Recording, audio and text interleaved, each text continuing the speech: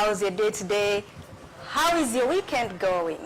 Today's a Friday, and just like everybody else, our weekend begins on a Friday. So I chose to share this live with all of you. Okubalaga essanyu lyange n'okubalaga ekkubo we tuyise fenga Caring Hearts Uganda emulimu gye twatandika okukola okuva nga 7 Septemba omwaka oguwedde. Nga bwe mujjukira mwenna ku birthday yange twaggulawo skilling center. Nga skilling center eno y'abaana ab'obuwala abazadde oba bafunye embuto nga bakyali bato mu biseera bya COVID. Bwe twafuna omuggalo mwenna mukimanyi nti twafuna ebizibu ebingi ennyo naye mu ebyo ebizibu bye twafuna ng'eggwanga ekimu ku byo ate ekyankwata ku mutima n'ekikwatako ne ba directors ba Caring Hearts abalala baali baana ab'obuwala abali mu bifo ebitwetoolodde abaafuna embuto ennyingi ennyo mu biseera ebyo ng'obulamu bwabwe buli mu matigga. So on my birthday 7th September last year, we opened a small, minimal training center for these teenage mothers-to-be. Netutandika n'abawala abatono, twatandika n'abawala 7. Naye nga bw'omanyi, when you have such a huge project, you get some few success stories and some few stories which are not really good. Twatandika tuli 7 okugraduating abawala 5. Era nga bwe mujjukira story nagibalaga, and I shared some pictures with you to show you how much work they had done. Wabula waliwo class gye twakolako eddako mu constituency yaffe ekyadonde eyo netusomesayo abawala 2 abayiga okutunga ekyalaani. When one of them was fully skilled and she could teach the others how to make a shirt or a skirt or a blouse, dress, tailor anything, she decided to offer herself to volunteer and teach the other girls who are in that shape like hers. So oyo muwala netumuleeta era yatandika okusomesa abaana abali ku training center yaffe eri e Kammocha. Omusomesa oyo tumwagala nnyo era tumwebaza nnyo emirimu gy'akoze era asobodde okusomesa abaana b'emirundi 2. Group ezo zibadde zirina abaana 7. Group eyasooka yalina 7 nene ey'okubiri ebadde n'abaana 7. Naye nga tetunatuuka ku group eno eya graduating nze recently, that's like 2 days ago, njagala nsooke mbazzeeyo ngamba mmwe abataafolowinga okuva ku story yaffe gye yatandikira nga tuggulawo skilling center eno nga 7 ogw'omwenda. I want to take you back, give you the stories of these girls, how they started, how they progressed, and where they are now. So this is the story of the 5 girls who managed to get skilled and complete their skilling classes in tailoring last time. That is the first phase. Kambazeyo ke mabega musoke mulaba abawala abo story yabwe eyajja envudde kwetambula. Don't cry.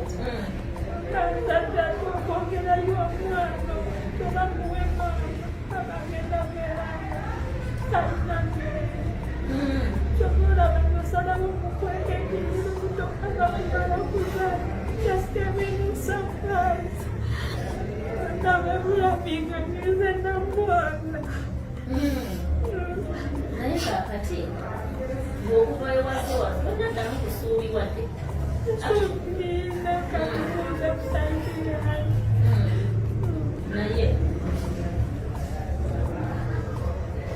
Essuubi olina kusaidiyo naye ki ekikumalako essuubi? Kimalako essuubi ke kuzaala omwana gwe sigenda sobola. Ojja kumusobola kati ku ssaawa zino omusobola ng'ali mu oba gwe weesobola teweesobola. Lwaki kati ng'oli ng'olya onywa olina wojja n'otunga ku kyalaani olowooza lwaki bukole?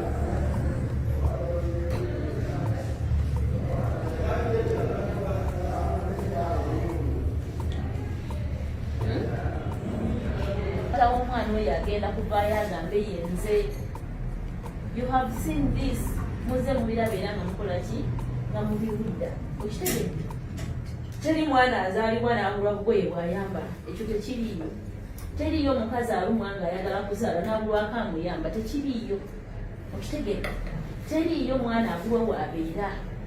Temugyamu mbuto, that is one. Temusuulanga abaana bammwe. When you go on thinking about your child, nze nina experience because I'm a mother. Nze manyi wabeerawo communication wadde omwana aba akyali muki mu lubuto. Okitegeera, buli lwabeera muli mu lubuto ng'omulowooleza bubi tagenda kubeera happy. If you are 3+, owulira omwana ali healthy muli munda ng'omuwulira ng'akola ki ng'atambula. Naye buli lwe weemalako emirembe gwe nga gwe kati oli mulaba mukovu noono mukovu. Reason ngenda kukola ntya nze, ngenda kubeerawo ntya nze. But God has paved the way for you that you can now get food to eat. Abaana bano baana baffe ba mu kitundu. Kati nze engeri gye ndi omuntu omukulu ate nga ndi muntu wa kkanisa, abaana bano ba zooni yange. Kwegamba ey'ekkanisa. Kati abaana bano nabamanya nti bafuna obuzibu muno mwe tugenda nga tutambulira mu maka nga tubuulira enjiri, ne mmanya abaana bano nti balina obuzibu obwabatuukako ne babandaga. Kati musumba bwe yayogera ku ky'abaana bano okubayamba, kyanyanguyira kuba abaana bano abamu nali mmanyiiko we babeera, ne mbanoonya ne mbalaba ne njogera nabo. Tugenda waddeko e Nawume we tusooka ewa Kabaka Ganda, we tusooka okugenda we bamuzaala. Abaana bangi abali mulimira bangi abawala. Obuzibu bwe basanga abaana kati bali awo kwega tebalina kye bakola, ate nga abazadde baabwe abamu tebakola, abaana bayala. Kati bw'afuna omuntu amulimbalimba ayanguwa mangu okukola ki? Okukkiriza. Kati bw'aba nga akkiriza era abamu balina kufuna mbuto. Kuba kati ate engeri gye baba batwalako abamu olaba nga kati bano abaatwalibwa nga olaba waliwo embeera ate gye bafunyemu ennungi.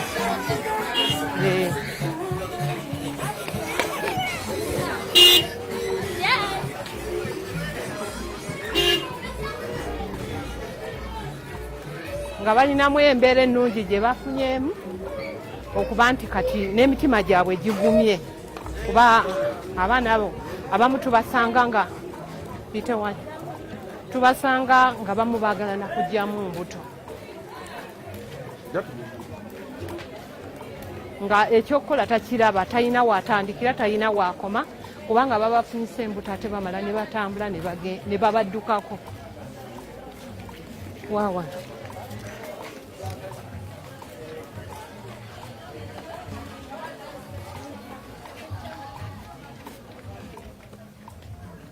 Abaana bano tujja kuba nga tubasuubiramu okuba nti tebakyalina kweraliikirira nga kuli kwe baalimu, ate bajja kukola okusinziira nga bwe mbalabye ebbanga lye basomedde ettono, naye olaba balina kye bakutte, ate n'endabika yaabwe we baagendera yali ndala. Na kakati olaba nga balina endabika gye balabikamu ennungi. Kati ffe ng'abazadde ne tulaba nga ate waliwo obupya bwe bafunye mu bulamu bwabwe.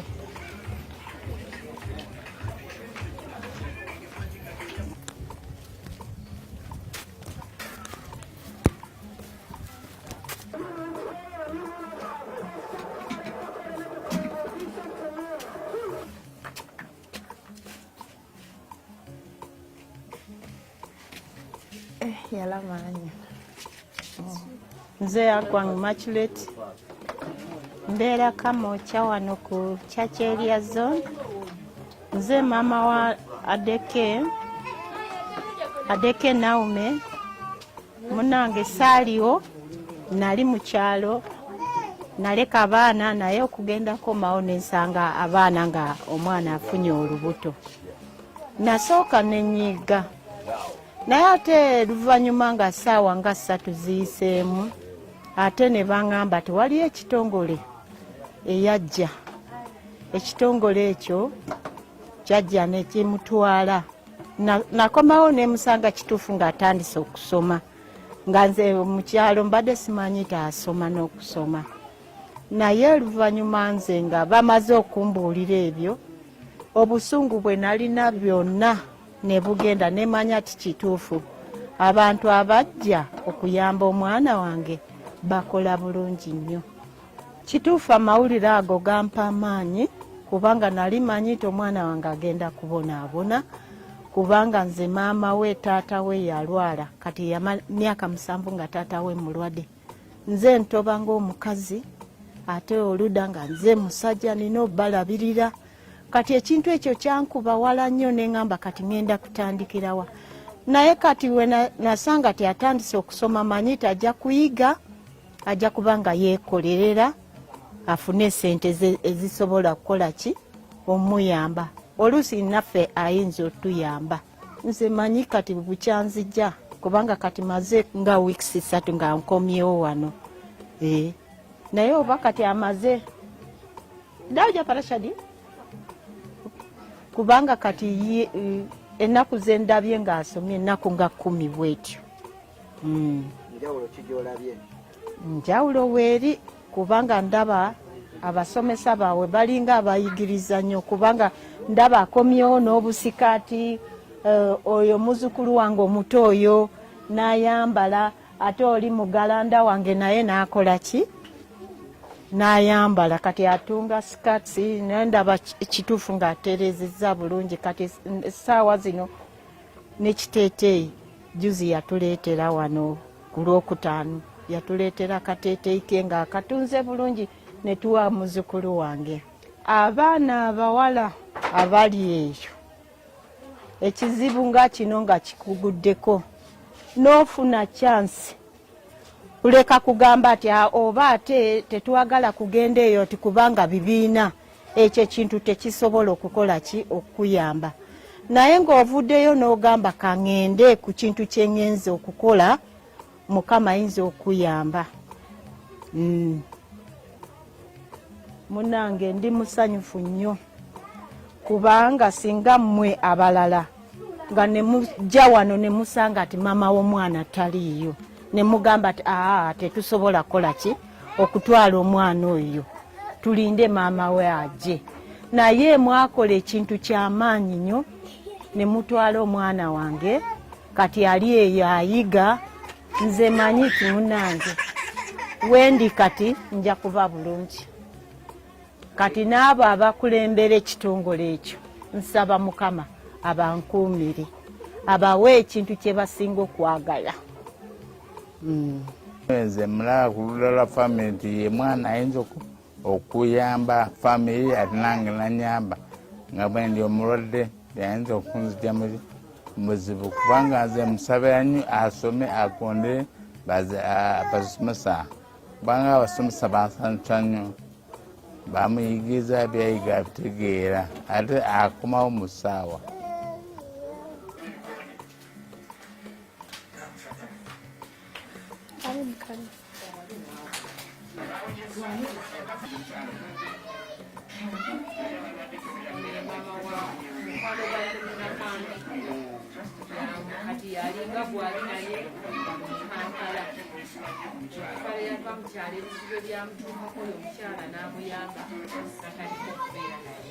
Musanga eri abonaabona ali mu woteeri ng'akola bamunyaga tebamusasula amaze mufunisa olubuto waayo amufunisiza titumumanyi nga nalindiirayo nimugamba jangu tubeereko ffenna wembeera tujja beera n'embeera atunyigiriza tujja beera nayo omwami wange wuuyo nawe n'agamba tujje tubeere ffenna naye kati omuwala n'angamba aliwo ekitongole ekigenda obeggiriza najja n'angamba ati anti nfunye ekitongole ekigenda okuyamba ffe ab'embuto ningamba si kibi genda kiyinza kukola ki okutuyamba kubanga nange siri bulungi embeera yange tuli bulungi tulina bulungi ssente oza ssente zakulonda bulunzi tufunye oluusi tutulya tusula nanjala oluusi ssente zibula mbeera si ya mulembe omwana ono ne mugamba tugendeko ewaabwe n'agamba ewaabwe nawe embeera mbi si ya mulembe ebyo anke ebyaffe tuli bulungi naŋŋamba ajja ttereera atandise n'okutunga n'ebyalaani yandagako n'olugoye yatungako naŋŋamba anti olugoye lwange lulu nakineko ekitengi kyeyatungako akyambalako n'okyambala naŋŋamba bajja tuyamba bajja tukwatirira ku mukono kati oluusi tabeera kano abeera eri bamunyambako bamuwayo n'emmere oba simanyi nyirira akyusiza oli abadde saayo n'abeera alwala awandula amazinga mukwano sirina sente nze nja kukoma kukola ki twebake bwebasi akawusanzeeko katujja okulya kijja kwetika mugugu mungi kubanga nyine n'abaana wano omwami wange wuuyo nawe oluusi tafuna mirimu ng'abeerawo bwebyo tituli bulungi mutuyambe senga wensooka okwebaza eyajja n'atunoonyereza wano nitumuwa mwana ono wenja okusooka okusaba mukama amukwateko n'omutima omulungi gwetaaga ogw'okuyamba abantu namwe ba anka abaze otulaba we tubeera tweyanze era mukomerewo ddala mu kitundu kino bafuna ebizibu bingi olw'ensonga tuli abantu bangi abatamanyikiddwa gye tuva so nga bw'oba n'omuwala omukuuma si kyangu bw'olaba ng'afunye ekizibu ng'ekyo abeera mu kweraliikirira nga n'omulenzi gwadiringa naye tamanyi gy'ava kati mu mbeera eyo bwe mwajja twasanyuka nnyo okulaba nga ssenga waffe azze n'akola ekintu ng'ekyo yatuteekamu pulogulaamu eyo twasanyuka nnyo era lwaki nte nayongera okusanyuka omuwala oyo bwe yali nga atuuse mu mbeera eyo yeeraliikirira nnyo so naffe ne tweraliikiriramu naye ate bwe yafuna senga ono nga azze gye tuli kuba teyajja gyali yajja gye tuli bwe yajja gye tuli ne yeeyunga ku kibiina oba ku gurupu yammwe omuwala twalaba nga abadde talya bulungi mmere atandise ogirya kugamba n'abanga ate agenze mu kansoringi kati nsanyuka nnyo okulaba ng'abeera musanyufu tatukweka kizibu kyalina kugamba ebiseera eby'omu maaso abiraba nti byangu bigenda muwanguyira so si buli yali asuubira nti asiraanye so ekyo ne kinsanyusa nnyo era bw'abeerawo nga musanyufu nange nsanyufu nga bwe mulabye embeera y'abaana bano abagraduatinga mu gurupu eyasooka yali mbi nnyo era ebiseera ebyo covid yali akyali mu binnyo nnyo nga tukyalina ku muggalo nga groups zetubeera nazo ziba ntono nnyo abaana bano nga bwe mulabye ebizibu bye baafuna byava mu kuba nga tebasoma bava mu masomero ne badda awaka some were idle the others failed to have good guidance from their parents abazadde tebababeererawo. I am not blaming parents that you're not taking care of your children but abazadde nabo balina ebizibu ebingi ne balemererwa okulabirira abaana baabwe ab'obuwala abo boolaba abamu bafuna embuto nga zivudde mu bulagajjavu bw'abazadde nga tebabafuddeeko. Mulabye Naume gyavudde sigenda kumenya mannya nakuddamu story nga bwe mugirabye. Ebizibu byali bingi okumanya nti byali bingi twafuna obuzibu nga bano bwe babasoma tulina abaana abajja ne bajja ku skilling center ne beesabira ebifo bagamba tubeegayiridde mutufunireyo ekyalaani naffe tugira tusambako ne tunoonyawo okubateeka nga tewali ekisooka ng'ekifo si time eyali yakufuna abaana mu bungi nga tetusobola kubateeka mu gurupu y'abaana bangi ne tusalawo tusomese batonotono. Abo abaana abaatutuukirira mu kiseera ekyo nga tukyasomesa bano abalala abapya abajja ate nabo balina ebizibu bye bimu n'abamu nga bisingako ku byabano bye twali tusomesa. Ekyo ekyokubanga ekizibu kikyaliwo nga n'abaana bakyenoonyeza asobola obbasomesayoko ku sikiri y'okutunga ekyalaani, kyekyatuleetera ffe aba Caring Hearts Uganda okusalawo okufuna klaasi ey'okubiri. Netufunayo abaana abaali basinga obuzibu ennyo kubanga baali bangi nga basukka 7, naye ne tusalawo tufunemu abali obubi ennyo tubasomese okutunga ekyalaani basobole okubaako engeri gye beeyimirizaawo. Eyo gurupu ey'okubiri twagifuna kubanga eyasooka yamala okufuluma bwetyo olwaleero ng'enkeera abaana bangi nnyo abaagala okusomesebwa. So bwe tutyo ne tumaliriza nga tulina klaasi ey'okubiri.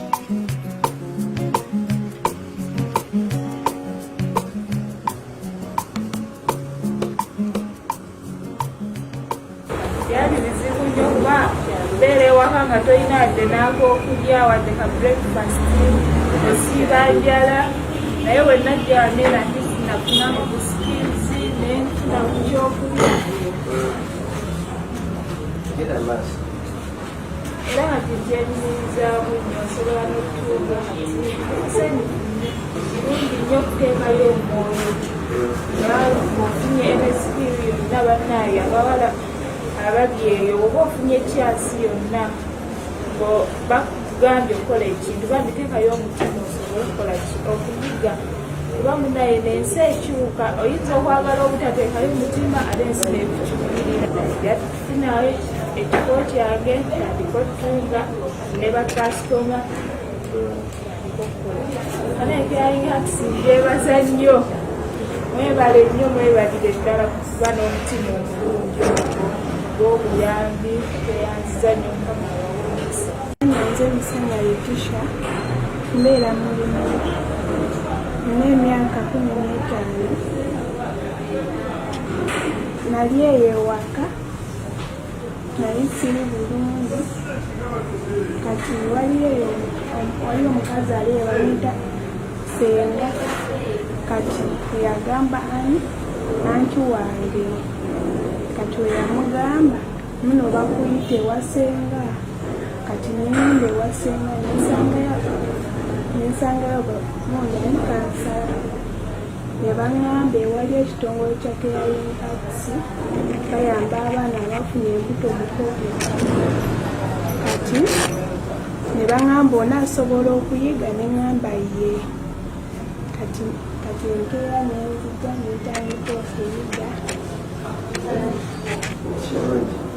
era yali sinungi ng'okunoonya ssente. Maama wange yalinga asobola kweza abantu engoye nalyoka nafuna ssente ezitulabirira kati awo abya Caring Hearts ebaatuyamba ne baŋŋamba nzije ntandika okuyiga ekyalaani.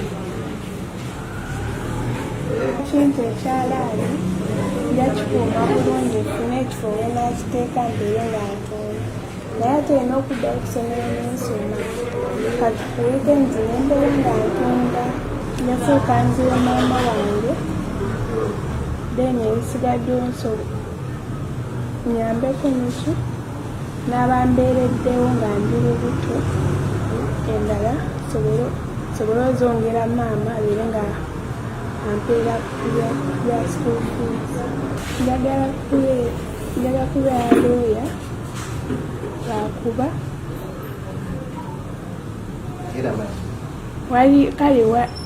kale basobole okufuna abantu abakola abantu ebibi n'abo abantu abakwata abawala. I was staying with my brother. At first I was staying with my aunt, but when she knew that I've got pregnant, she just left me, then she went to the village. Then I told my elder brother, the one I followed, that I want to be staying with him because I had nowhere to go. The village is far and even I didn't have transport. Then he accepted to be staying with me. And I was just staying at home, nothing to do. Then they informed me about caring hearts. Then I also started coming here to get some skills. Situation changed. Then, because at first I was sad, I had much stress when I was still at home. But when I came here, I was stress-free. I got friends, love. It was like I'm at home. Okay. The teacher was was caring. Even if when you've made a mistake, she can tell you that do this and this. Still you learn slowly by slow, because some of us we were slow learners. Because like me, at that time I produced, the baby was disturbing me. When they start measuring, the baby is crying. Again, you go out with the baby to make the baby quiet. Then you come back when they have moved on. Then you start afresh from where you've been. Again, the baby starts. So the baby was disturbing me so much, but the teacher was there for me. She was like carrying, yeah. Even sometimes she used to carry for me the baby when I'm also trying to make. Now, Your plan? my plan, like when they are going to give me, I'm happy. And I'm going also to treat the people in community. Some money, I'll buy some materials and I put there. When I get much, like when I'm moving on getting, I will start saving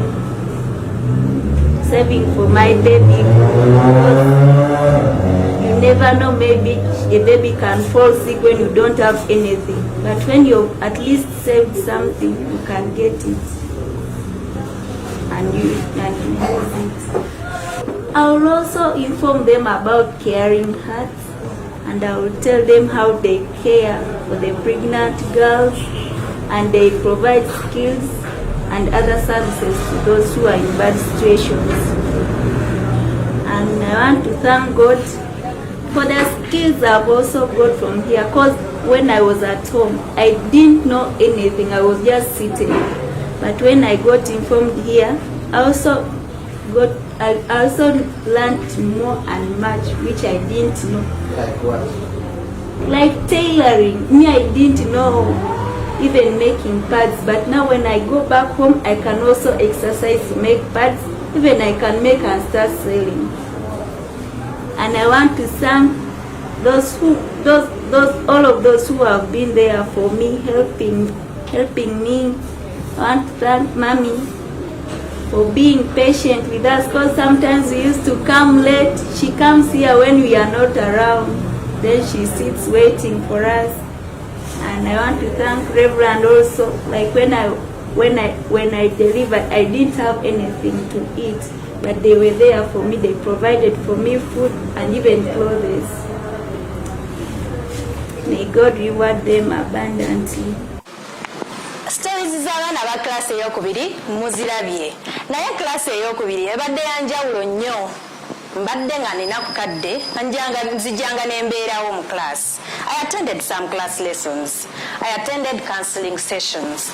I attended their maternity time, because we give these girls maternity attendance from one of the hospitals around here. Each one of them has a day. They go for check-up, antenatal check-up. So it is our duty to make sure that they complete the whole antenatal session with the guidance of one of our counselors. Then we have a counselor who comes here to talk to them and to make sure that they're in the best state of mind. Then we have a reverend. Reverend Esther is like a mother to these girls. She follows them up to their doorstep in their homes. And then she manages to put them together, to talk to them, to pray with them, and to give them words of comfort. So this class was unique. And I will share with you why I think this class was unique. Twali twakatandika okusoma. Nga tuwezeze wiki nga 3. The girls were very passionate. They really badly wanted to learn. Remember, each one of them came here on their own, willing to study, and they asked for a vacancy for themselves. So they came with a passion. And in the middle of the whole training, just like a month later, they started giving birth, one at a time. I can assure you there is a time when this class was closed completely because each one of them was either in labor or they were nursing cesarean wounds or they had just given birth and they were still on their antenatal break. So this class took a little bit longer. We did not work on the timetable like we had planned. But they gave me results. This second class actually gave us the most exciting results, that what I had to do was to hang their work up here. So as you can see, this is Maureen's work. Maureen has her own story like you saw, but I had to put her work up here so she could be proud of herself. Then we have Damali. Damali made a very cute shirt. And then we have Jennifer. Jennifer made a skirt. And then we have Sanyu. Sanyu made a shirt. We have more work. All this is a storage where we keep their work. There's shirts in there. There is trousers. There is blouses. There is dresses. There's a lot in these storage places here. But I put up the best of their work. Last time, when we had the first class, we encouraged them to work hard, and then we gifted those who worked best. We gave them a prize. This time, I can assure you, I failed to pick the best student. So the whole class was of geniuses. They came, after giving birth to their babies, they came nursing and attended the last session of their school. Now, if you're a mother, you know what it means like going back to normal work when you have a baby that's less than 2 months or that is slightly above 3 months. It's a lot of work. You have to nurse, you have to take care of their needs and learn at the same time. These girls just did their best. They just beat me hands down. Like, I'm so proud of them. At the end of it all, after seeing beautiful work, we agreed as the directors of Caring Hearts Uganda to gift each one of them with a sewing machine. These girls had stations where they wanted to work from. They took us there. We saw the places. Each one of them was ready to resume work. So what we did, we gave them the sewing machines, hoping that maybe they'll start their own businesses and look after themselves and their babies.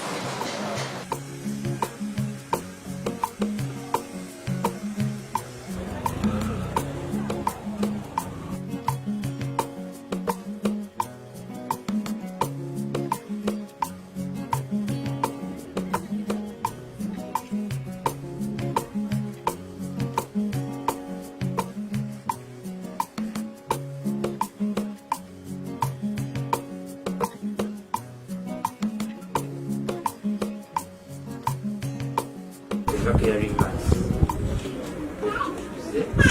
kumukomyawo kulage nti omulimu era nekatawaanyisa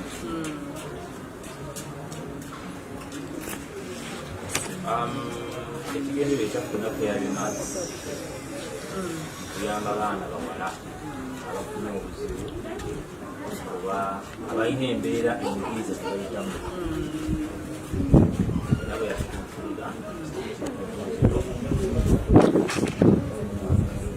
Budabuda ina kansala kayono Budabuda kira ngambi ndese kutegeeza nti yawonye ku mubali na mchali msanifu oluvannyuma lw'okumutendeka ekisinga okubanga ekyobugabiza kwawomaki ebirala byonna biyinza okugwawo naye omuntu waba alina amagezi era asobola okutambula ekityo nga hearing arts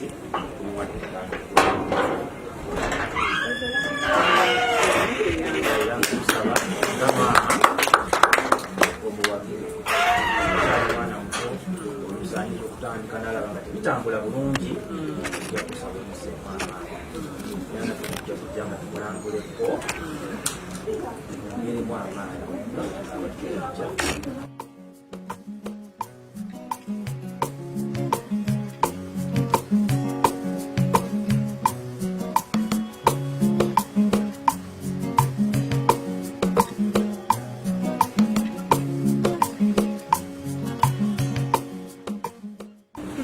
nsanyuse kubanga omwana wange abadde talina kyakukola kati ekintu nga kino ekyokuyingiza mu mutwe gwe ajja kubeeranga nga yeekolera kusinga babaddewo ng'atudde nga talina mutimu ate ngaolusi n'abazaalamu abaana olusi babayamba nagamba tugenda kwetaga netugenda babbi yagamba babbi tagenda kwongerayo kukigatwetuvanyuma yatwenebyala nagamba ddala ddala okakasa kyalani okukwata omuntu okimuwe nti ye kati kikino kituukiridde ndina musanyu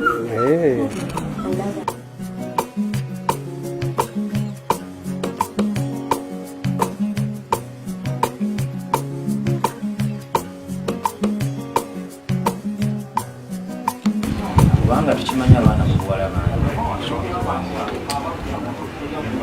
naye nga ekimubbiko bwekimukulula kiba kigambo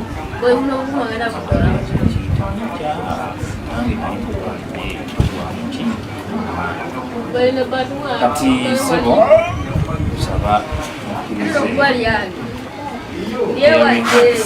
wadde entandikwe atalapi kusaba tumuleka kukiteeka kunju wabula atwale atandike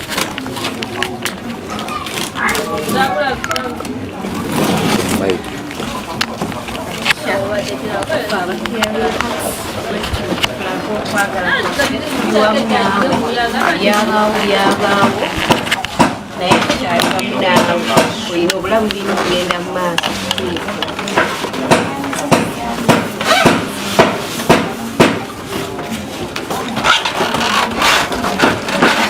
Madina,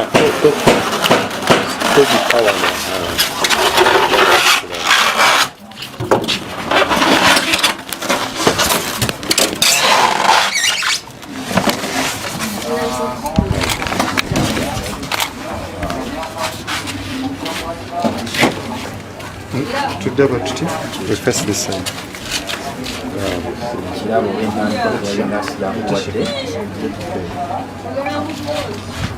Okole twagala tuddemu okujja okuwulira omwandika wali katikiwa okola obuzibu kutandika netufaayo netandika ebanzibu naye kulemerako olemerako tukajja okuleta tukwagaliza buwanguzi tukwagaliza mpulira bulungi olw'okunyamba ne munkwasaako ku mwana wange mpulira bulungi nnyo nali simanya ebisobola okuvaamu kale nagamba kangezeeko omutwalo endabe naye kati ndaba ebifuddemu ena essanyu lingi mwebale era mwebale nnyo abaana abawala bigambo kyembawa kozi okugumiikiriza wabeerawo okusoomozebwa kwonna kwe baba bakola ki kwe baba bayitamu okugumiikiriza okusoomozebwa okwo kusobola okujja naye kiseera kituuka nekugwawo waawo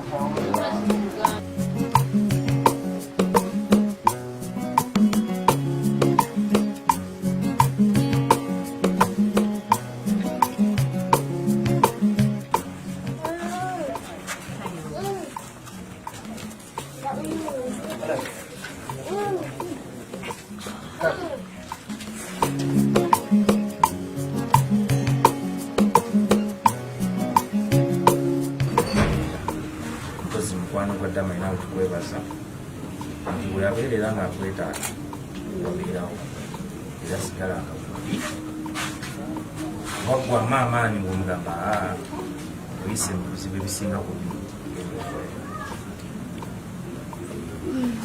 so Damali twagaliza buwanguzi ate mpozi n'ekirala twagala obeera ambasada wa Caring Hearts nti abaana bawala bangi eyo bafuna okusoomoozebwa naye nga kireetaaga kigambo nti ate ogwa musuulu nti gwe kuno embeera gy'oyitamu ate yo nnyangu eyo gyebikola ki twagala tugenda okudda ng'omubukozi butya naye njagala obereke ambasada wa Caring Hearts nti abaana bangi abawala abali oba olusi okusobola kutuuka naye ngaate gweosobola okukola ki obakolamu omwoyo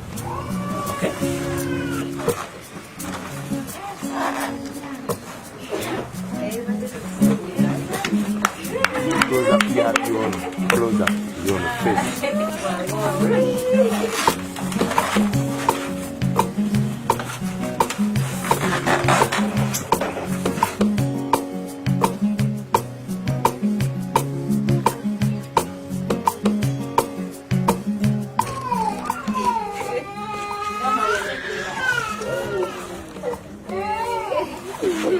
twagaliza birungi twagaliza buwanguzi Damali twagala tujje wano nga tufuna success story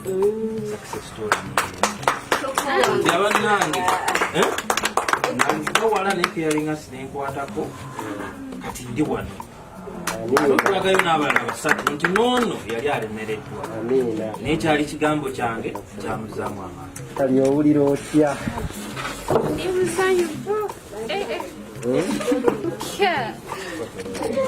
kyange kikyo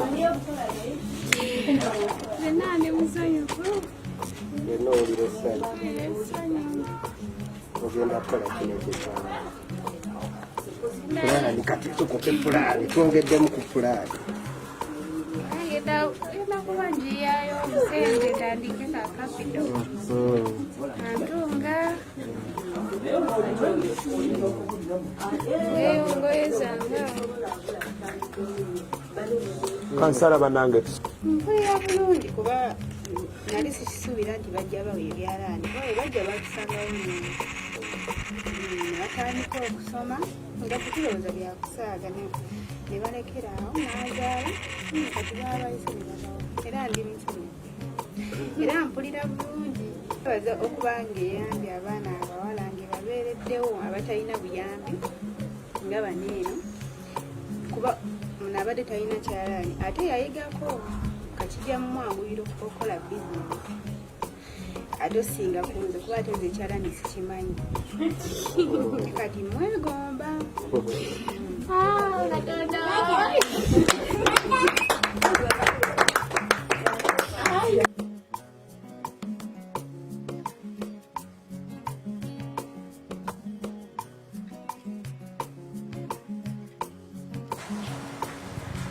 essanyu lye mulabye nange lyansukkako. Ba directors abakwata ekkubo ne bagenda mu field okugaba ebyalaani ebyo bavaayo beewuunya era beeyongera okumanya nti enjawulo gye bali mu kukola mu bulamu bw'abaana bano n'abaana baabwe be bagenda okuzaala oba be baazadde kirabika njawulo nnene nnyo nnyo nnyo tetulina na bwe tuyinza ginnyonnyola mu bigambo. Abawala abo nga bwe mbanyonyodde baazaala naye baalina ebizibu abamu. Omu ku bo yafiirwa omwana,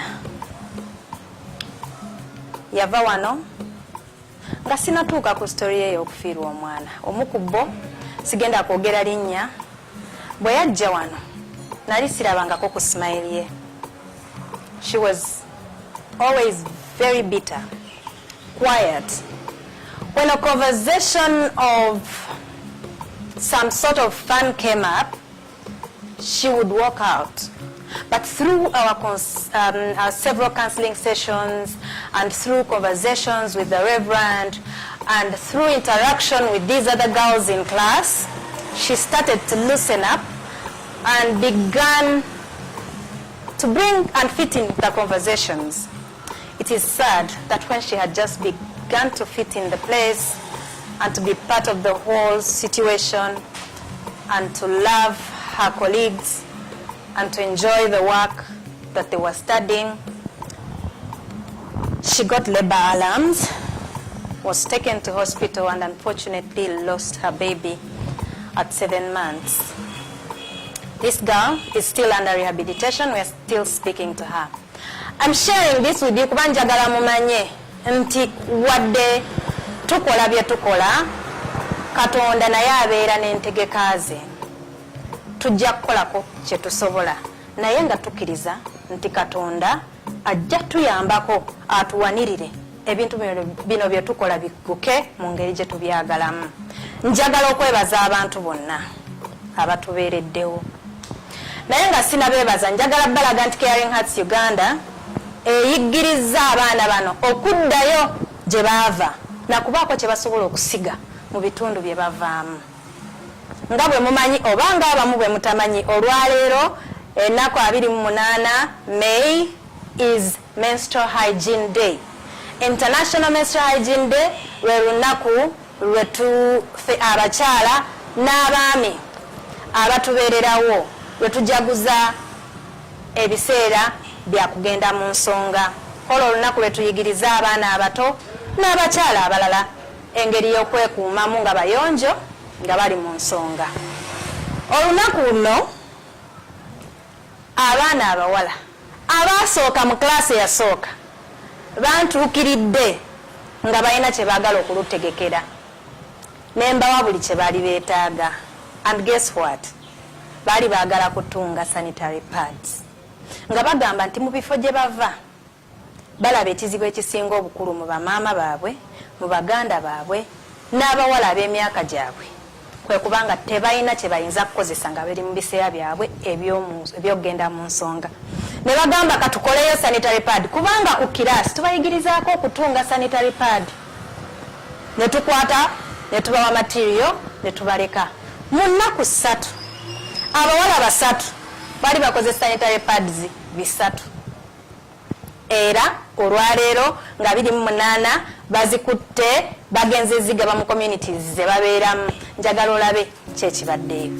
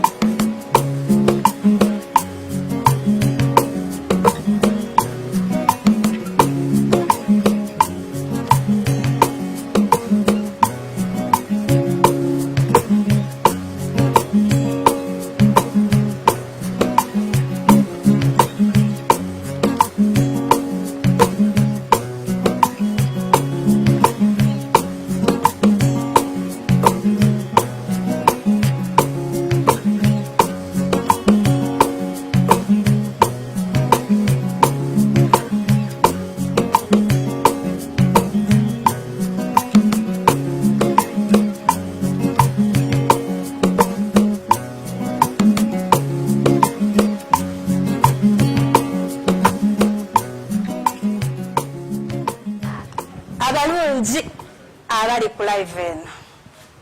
Nali mbagambyeko nga bwe mbaagala nnyo.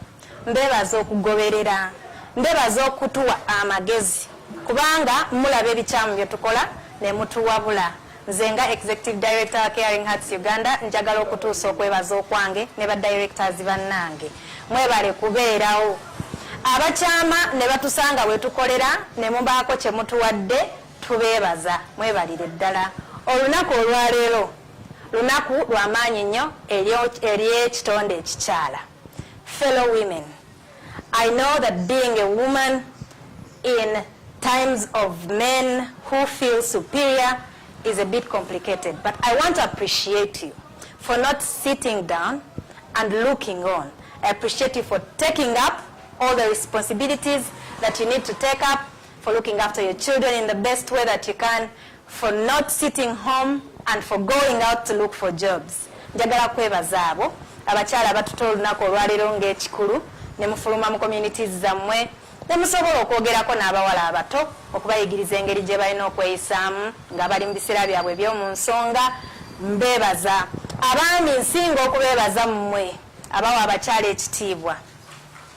Mwebale nnyo okusitula abakyala mu communities zammwe. Njagala kwebaza abazadde b'abaana abazze ne basoma mu zino classes ebbiri ezibaddewo. Mbeebaza kuva ku mutima gwange okutuwa abaana abo buli lunaku lwe tubeetaaze ne musobola okubawa ku mmere ne bajja gye tuli nga balamu nga tebalina kibaluma. Wadde tubadde twongerezaako nga ku mmere n'obujjanjabi naye tubeebaza okubawawo okusula n'obutabasuula ku makubo mu kiseera ekizibu nga bwe baafuna embuto nga bakyali baana bawala. Mwebale butabagoba waka. Njagala kwebaza St. James Church e Kamoocha, especially Reverend Esther. Webale nnyo omulimu gwokola mu kitundu kino eky'e Kamoocha. Katonda akikubalire. Nsembayo n'okusindika obubaka eri abo bonna abatabadde balungi eri abaana ab'obuwala mu ggwanga lino. Nsooka okwogera n'abaami abatabawa bawala bitiibwa, abaami abalowooza nti bajja kujja n'amaanyi basobole okutoola kye batabawadde. Abekakaatika ku bawala bano, stories ezimu tuyinza obutazibanyumiza naye zisinga obunene z'abasajja bakulu abeekase ku baana abawala abato bano ate ne bamala ne batafuna ne watabaawo kibakolebwako. Ab'obuyinza abasinga, njagala kwogera ne ba DPC bazi poliisi zaffe z'eggwanga, tubasaba bwe mufunanga omusango ng'ogwo, omusango gwa rape n'omusango gwa defilement, ffe mutwanguyirize ku mirimu gye tukola ng'abantu abaagala okuyambako mu communities. Abantu abo, make sure they are apprehended. Make sure that the arm of the law does not stay back and does not get folded at the back in the sight of such atrocities. Abasajja abekakatika ku bakyala mbadde mbasaba mubeemu n'akatiibwa. Njagala kwogera n'abaana bano ab'obuwala. Baana bawala ebiseera bizibu nnyo, tebikyali nga bwe byali edda.